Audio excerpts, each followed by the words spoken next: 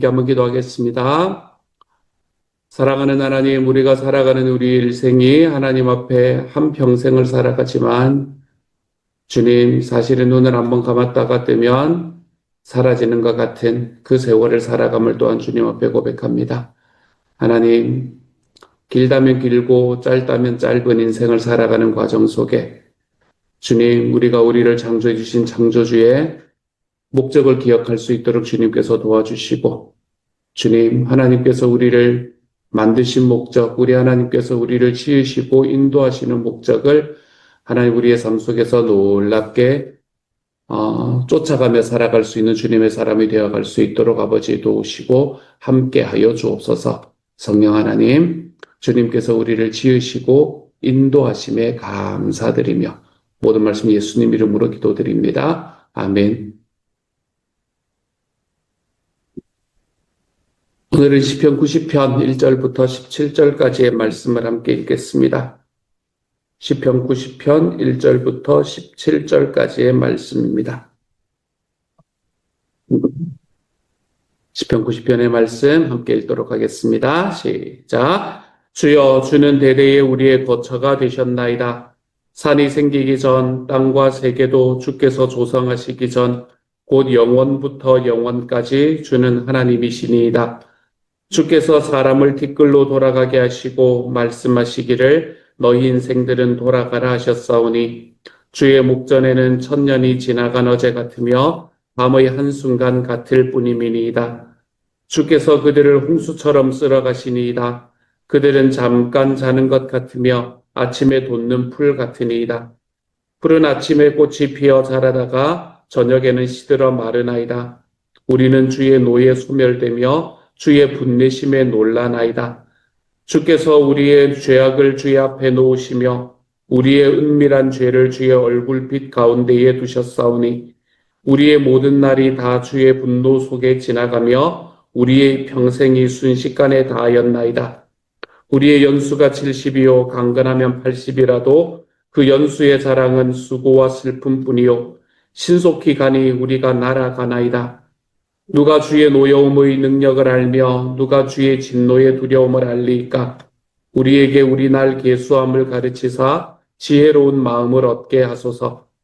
여호와여 돌아오소서. 언제까지니까 주의 종들을 불쌍히 여기소서. 아침에 주의 인자하심이 우리를 만족하게 하사 우리를 일생 동안 즐겁고 기쁘게 하소서.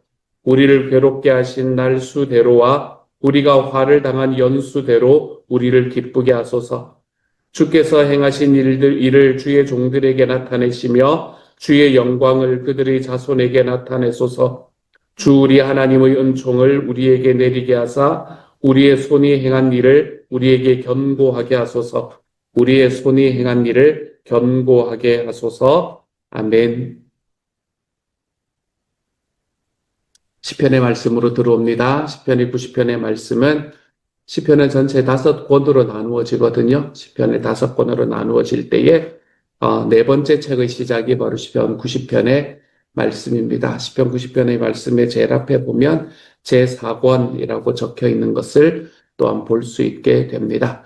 이 90편에서 시작해서 106편까지가 전체 4권이다라고 이야기할 수 있겠네요.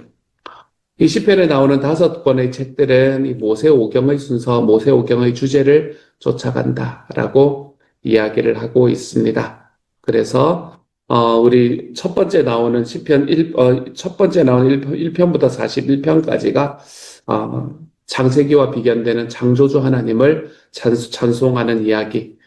그래서 8장의 말씀이 되게 유명하기도 하잖아요. 그렇죠? 그런 이야기를 하고 있다면 72편까지는 구원의 은총을 이야기하는 이 출애굽기에 상관되는 이야기를 하고 있고, 세 번째 권인 73편부터 89편까지는 레위기에 해당이 되는 예배와 성소에 관한 이야기를 하고 있다라고 생각을 한다면, 우리가 지금부터 읽게 되는 이 4권은 민수기에 해당되는 부분, 민수기는 이제 광야를 순례하는 곳인데 그 광야를 헤매는 그것처럼 인생 광야의 순례에 관한 이야기를 하고 있는 내용입니다. 그래서 전체적인 이야기에서 우리가 인생의 광야를 어떻게 살아나갈 것인가, 그 안에 하나님이 어떻게 하실 것인가라는 것에 관한 이야기를 하고 있습니다.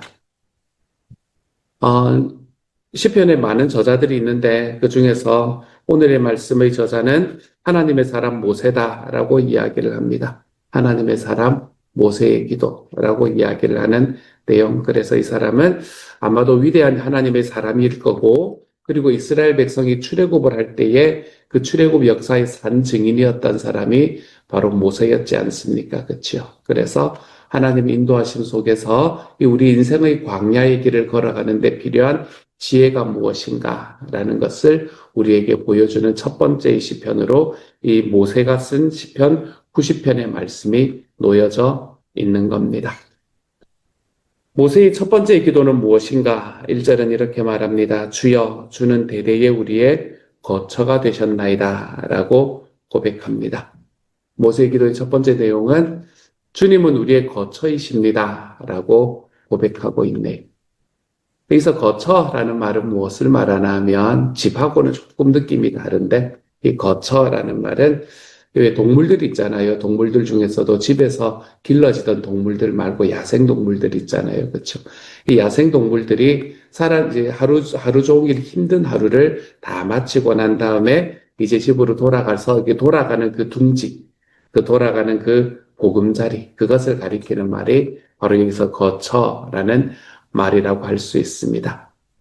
이 거처라는 말이 여기에서 쓰여진 것은 12절을 보면 우리가 좀 더 분명하게 알 수 있게 됩니다.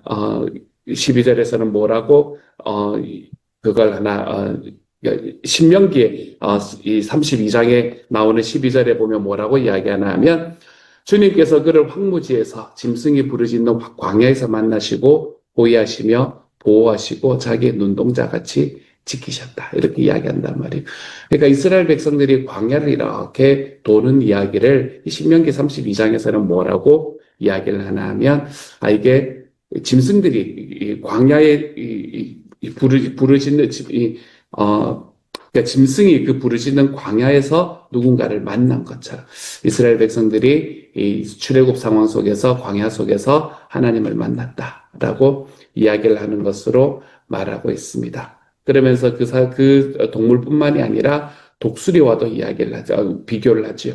마치 독수리가 자기의 보금자리를 어지럽게 하며 자기의 새끼 위에 너울거리며 그의 날개를 펴서 새끼를 벗고 그의 날개 위에 그것을 엎는 것 같이 주님께서 홀로 그를 인도하셨다. 그때 그와 함께한 다른 신이 없었다. 라고 이야기하는 요 말씀. 요 말씀이 오늘의 말씀에서 이야기하는 주여, 주는 대대에 우리의 거처가 되셨습니다. 라고 이야기하는 것의 핵심 중의 핵심이 아닐까라고 생각합니다. 광야의 생활을 하던 이스라엘 백성들은 자기가 거할 거처가 없었습니다. 그래서 그들은 그 광야 생활을 언제까지 어떻게 해야 되는지 알지 못하고 다니는 과정 속에 자기들의 보금자리가 하나님이구나라는 걸 경험할 수밖에 없었습니다. 그들은 하나님의 임재를 상징하는 불기둥과 구름기둥을 가지고 광야 생활을 했었단 말이에요. 그 구름기둥과 불기둥이 멈춰서면 그곳은 이스라엘 백성들이 텐트를 치고 그날 잠을 자는 곳이 되었습니다. 불기둥과 구름기둥으로 대표되는 하나님이 움직이시기 시작하면 이스라엘도 함께 움직이는 겁니다. 광야에서 이스라엘은 하나님을 자기의 거처로 삼고 살았던 사람들이었었습니다. 광야 지역에서 이스라엘 백성들은 하나님의 품 안에서 머물러 있었습니다. 하나님의 보호하심 속에서 마치 독수리가 자기의 새끼를 딱 자기의 품에 안고 있다가 자기의 날개 위에 딱 얹어가지고 다른 곳으로 이동하는 것처럼 하나님은 그들을 품어주시고 돌보아 주셨습니다. 또한 그들을 안전하게 인도하셨지.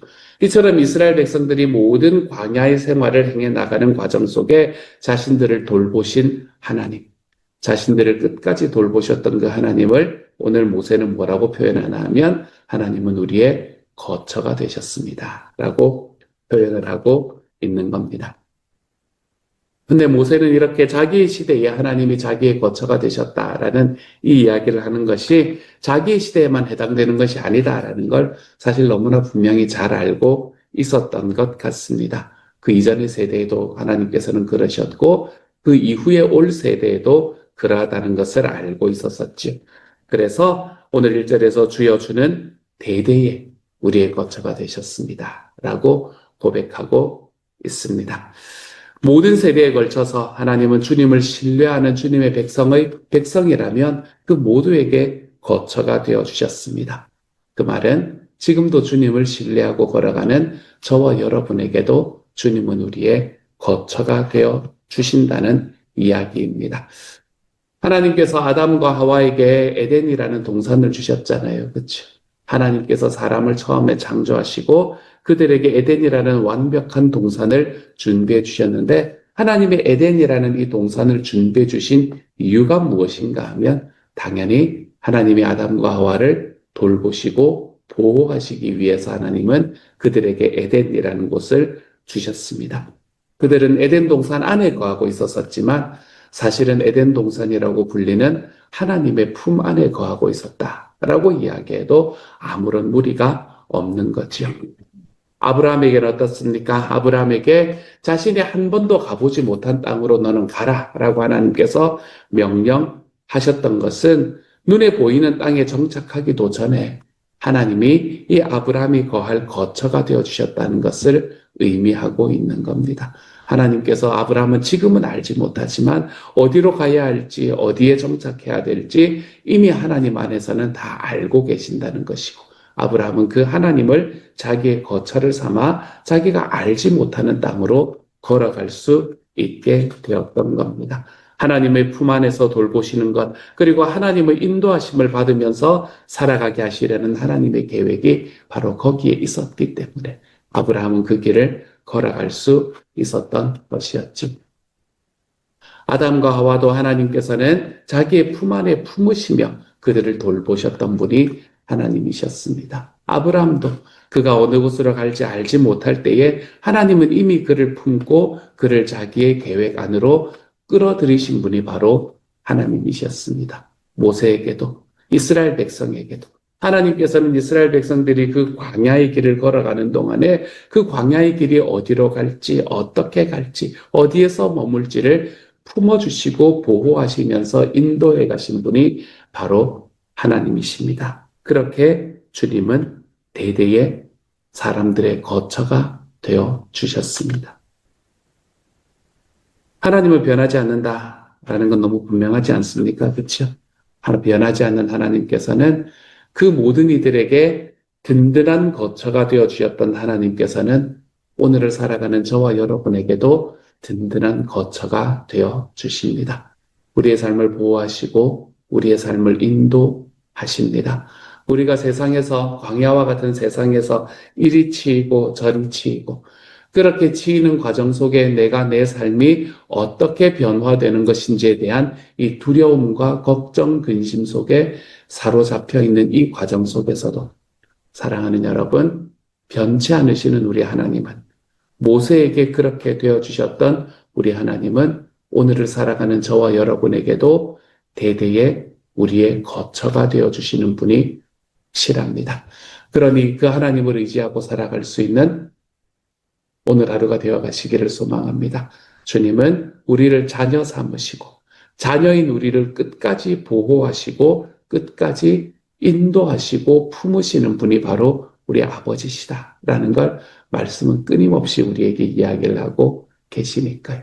그 하나님의 품으심을 그 하나님의 인도하심을 영원히 변치 않으시는 우리 주님의 이 속성이 오늘도 광야의 생활을 걸어가는 저와 여러분의 삶을 위로하고 어루만지고 우리가 쉴 수 있는 공간이 되어갈 수 있는 오늘 하루가 되시기를 우리 주님의 이름으로 축복합니다. 그 하나님의 모습을 2절에서는 뭐라고 이야기를 하는가? 산이 생기기 전, 땅과 세계도 주께서 조성하시기 전, 곧 영원부터 영원까지 주는 하나님이십니다. 라고 이야기하잖아요. 그렇죠? 영원히 변치 않으시는 주님. 처음에 이 땅을 창조하시던 그때부터 지금까지 영원히 변치 않으시는 주님께서 저와 여러분의 삶의 광야 속에 여전히 나를 품으시고 인도하신다. 여러분 그 하나님이 경험되는 하루가 되어가시기를 소망합니다. 그 하나님의 품 안에서 좀 편히 쉬어갈 수 있는 하나님의 사람들이 다 되어 가시기를 우리 주님 이름으로 축복합니다. 그리고 오늘의 말씀의 마지막은 어떻게 이야기를 하는가? 오늘의 말씀의 마지막은 14절의 말씀이 제 마음에 많이 다가왔는데요. 우리가 그렇게 살아갈 때에 우리의 삶은 어떻게 되어갈 것인가? 14절입니다. 아침에 주의 인자하심이 우리를 만족하게 하사 우리를 일생 동안 즐겁고 기쁘게 하소서라고 이야기합니다. 인생을 살아가면서 주님의 인자하심으로 말미암아 우리 일생 동안 좀 즐거움과 기쁨을 누리게 해달라라는 간구입니다. 인자하심, 이 단어는 우리가 너무나 꽤나 많이 들었던 이 헤세드라는 단어거든. 주님의 인자하심, 주님의 헤세드. 이건 한글로는 참 많은 번역으로 번역된다는 이야기를 여러 번 드렸잖아요. 인자, 자비, 자애, 사랑 이런 말로 번역이 되었습니다. 다른 번역들은 어떻게 번역했을까 한번 찾아봤는데 현대인의 성경은 아침마다 주의 한결같은 사랑으로 우리를 만족하게 하셔서 우리가 평생 기쁨으로 노래하고 즐거워하게 하소서. 공동번역은 동틀녘에 당신의 사랑으로 한껏 배불러 평생토록 기뻐 뛰며 노래하게 하소서. 우리 메시지 성경, 가장 이제 의역이 되어 있는 이 메시지 성경이라는 책은 새벽에 깨어 주님의 사랑에 놀라게 하소서. 그러면 우리가 종일토록 기뻐 뛰며 춤추겠습니다. 이렇게 이야기하더라고요. 우리는 하루를 살아갈 힘을 어디서 얻는가? 매번 아침마다 주님께로부터 얻습니다. 이 새벽에 하나님 앞에 나와서 하나님 앞에 앉아 하나님 앞에 무릎 꿇어 나아가는 사랑하는 여러분, 주님께서 오늘 하루를 살아갈 그 힘을 여러분에게 주시는 시간이 될 수 있기를 우리 주님의 이름으로 소망합니다. 하루를 기쁨과 즐거움으로 살아갈 그 동력을 주님의 인자하심, 주님의 한결같은 사랑으로부터 부여받으실 수 있기를 우리 주님의 이름으로 소망합니다. 그래서 오늘 하루도 여러분을 끝까지 주님의 인도하심으로 품으시고 여러분을 독수리가 자기의 새끼를 자기의 날개 위에 올려 나라가 다른 곳으로 이동하듯이 저와 여러분이 걸어가는 오늘 하루 여전히 걸어갈 이 광야의 세상 속에서도 저와 여러분을 끝까지 품고 사랑하고 붙잡으시는 그 하나님의 한결같은 사랑이 이 아침에 여러분의 삶을 딱 붙잡아서 여러분의 오늘 하루를 온전히 주님 앞에 기쁨으로 살아갈 수 있는 삶. 아침에 주의 인자하심이 우리를 만족하게 하사 우리를 일생 동안 즐겁고 기쁘게 만들 수 있는 이 하나님의 은혜가 저와 여러분의 오늘 하루의 삶 속에 가득하게 채워질 수 있기를 우리 주님의 이름으로 축복합니다. 같이 한번 기도하도록 합시다. 사랑하는 하나님, 하나님께서 내가 살아가는 광야의 인생 속에 나를 인도하시는 주님이 되실 뿐만 아니라 내가 영원히 거할 거처가 되어 주셨습니다. 어디로 가야 할지, 무엇을 향해서 걸어가야 될지 하나님 알지 못하는 이 모든 상황 속에서 주님께서는 우리의 삶에 역사하여 주셔서 온전히 주님의 거처가 되어 주시는 주님이 우리의 거처가 되어 주시는 하나님 그 길을 선택해 주셨습니다. 작은 아들이 멀리 갔을 때에 끝없이 동구 밖에 나와서 아들을 기다리셨던 그 아버지의 모습처럼 우리를 끝까지 품으시고 안으시는 하나님. 그 하나님이 우리의 피난처가 되게 하시고 우리의 거처가 되게 하여 주시니 감사합니다. 그러니 우리가 이 아침에 주님께로부터 받은 그 한결같은 사랑, 그 헷세대의 사랑으로 인해서 우리 살아계시는 주님을 다시 한번 힘있게 믿고 걸어가 볼 수 있는 삶의 자리로 걸어가는 우리가 될 수 있게 하여 주옵소서. 주님께서 우리를 품어주시니 내가 내 삶을 너무 낙심하고 절망하지 않을 수 있도록 주여 도와주시고 낙심과 절망 속에 우리에게 언제나 소망을 주시는 하나님을 꽉 붙들고 살아갈 수 있는 주님의 사람이 되게 하여 주옵소서. 모든 말씀 우리 주님 예수님 이름으로 기도드립니다. 아멘.